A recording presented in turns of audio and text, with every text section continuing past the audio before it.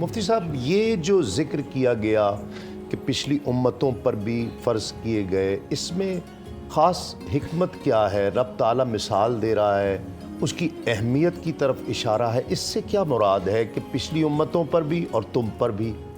بسم اللہ الرحمن الرحیم۔ جہاں جہاں اس وقت سحری ہو رہی ہے سب کو ہم مبارکباد پیش کرتے ہیں۔ رمضان کریم وہ مبارک مہینہ ہے جس کے ایک ایک حرف میں معنی پوشیدہ ہے، یعنی اس مبارک مہینے میں رحمت بھی ملتی ہے،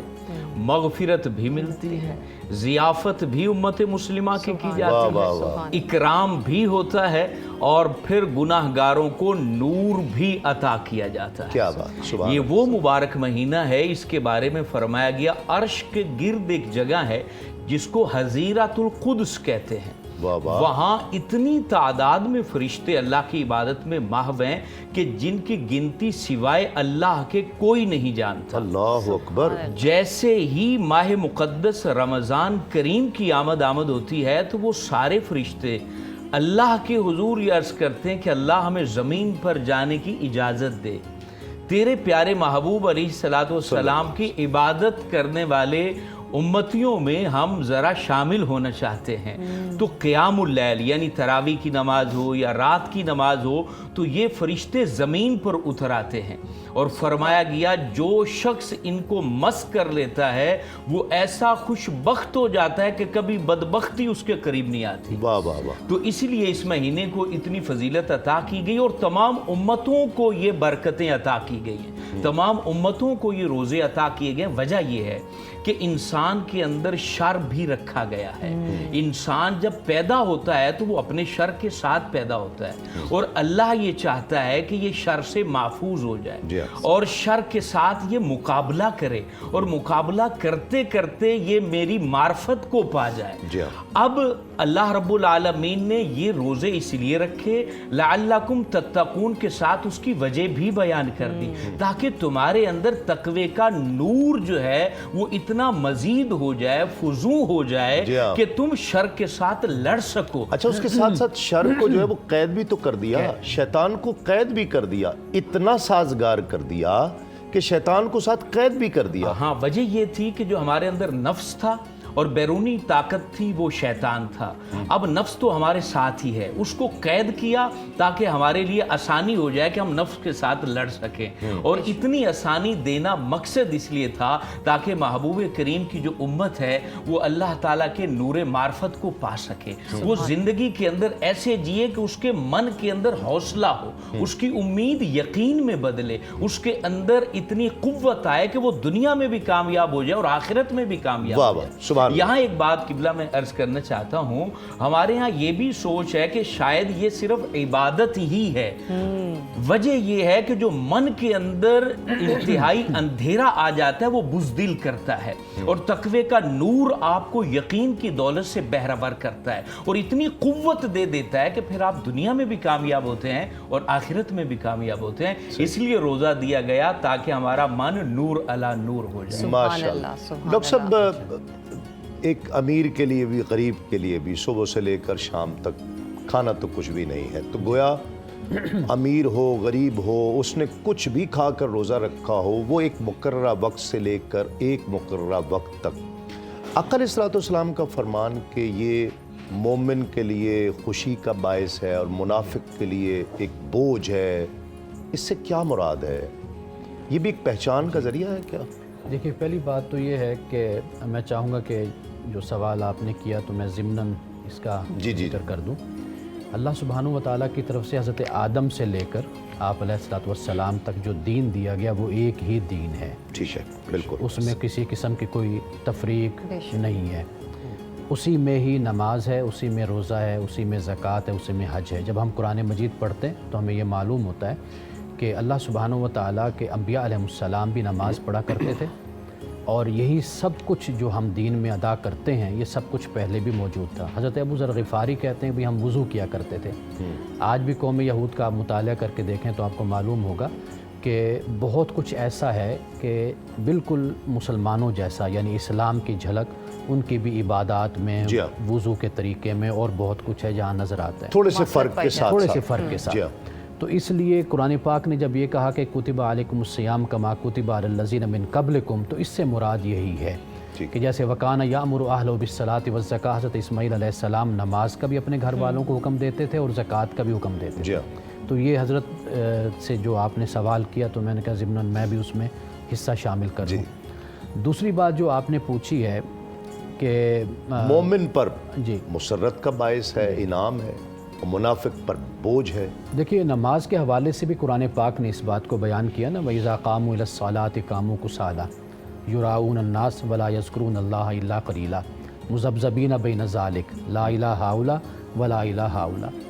کہ جب یہ نماز کا وقت ہوتا ہے، اذان دی جاتی ہے، بلایا جاتا ہے، تو یہ جو منافق ہیں ان کا رویہ یہ ہوتا ہے کہ یہ نماز کی طرف آتے ہیں لیکن بہت ہی سستی کے ساتھ نماز کی طرف آتے ہیں، اور یراؤن الناس، ان کا مقصد صرف یہ ہوتا ہے لوگوں کو دکھایا جائے، تصنع اور بناوٹ،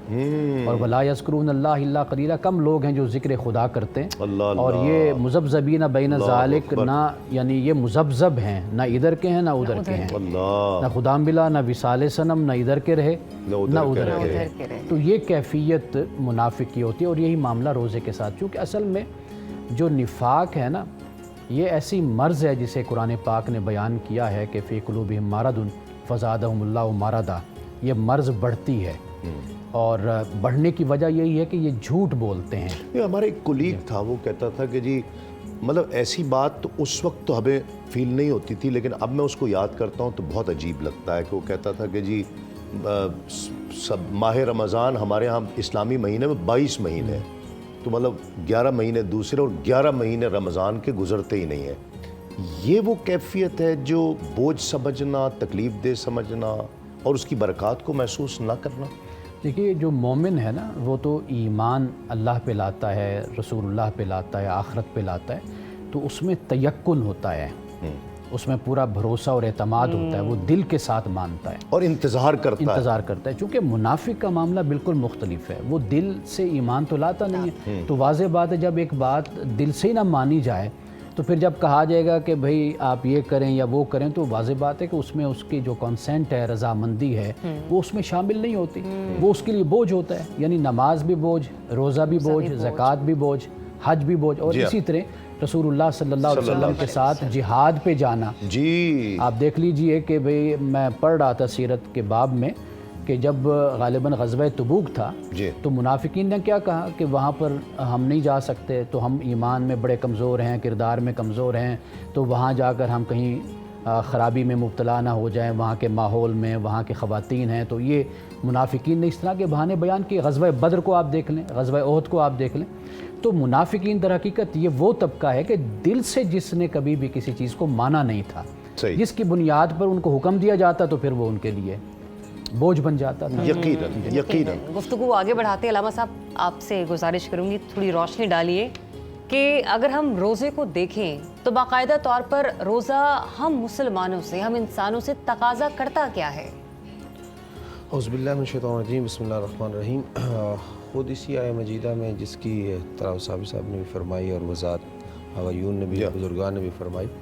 اسی کے آخر میں خدا فرما رہا ہے لعلکم تتقون، شاید کہ تم متقی ہو جاؤ، پرہیزگار بن جاؤ۔ روزہ یقیناً پہلی امتوں میں بھی تھا جس طرح ڈاکٹر صاحب نے فرمایا، اور ہمارے امت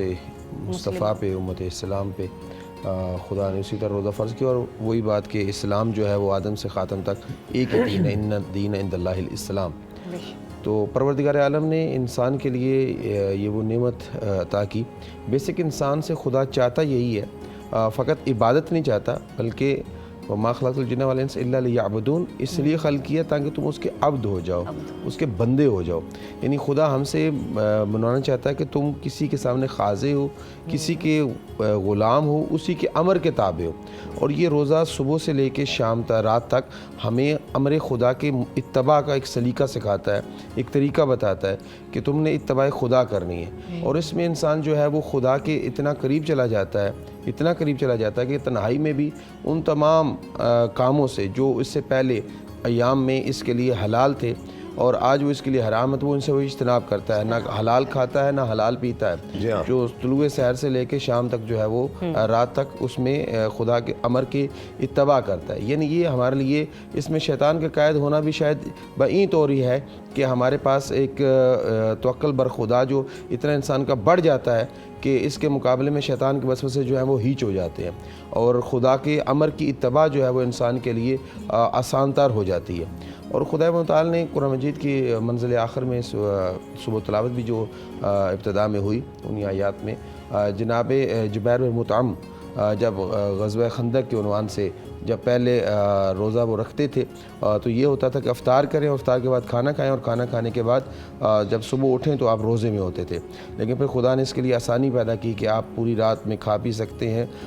جب تک کہ سحر نہ ہو جائے، سحر ہونے کے بعد آپ کھا پی نہیں سکتے۔ حضرت جبیر بن مطعم جو ہے وہ غزوہ خندق کے موقع پہ رات کو گھر پہنچے، تھکے ہوئے تھے، زوجہ کھانا لائی، اس سے پہلے وہ کھانا کھاتے وہ آرام فرمانے لگے، جب بیدار ہوئے تو اب انہوں نے مناسب نہ سمجھا دوبارہ کھانا، تو اگلے دن جب غزوہ خندق کا موقع تھا اور خندق کھودنے میں مشغول ہو گئے اور کام کرتے کرتے پھر وہ نڈھال ہو گئے اور بھوک اور پیاس کی وجہ سے بے ہوش ہو گئے، تو اس پہ خدا نے پھر مزید آسانی فرمائی کہ آپ افطار سے لے کے سحر تک جو ہے وہ کھا پی سکتے ہیں و دیگر حلال کام امور انجام دیتے ہیں، اور طلوع سحر سے لے کے مغرب تک جو ہے رات تک آپ ان حلال کاموں سے بھی اجتناب کریں گے۔ یقیناً بالکل صحیح فرمایا۔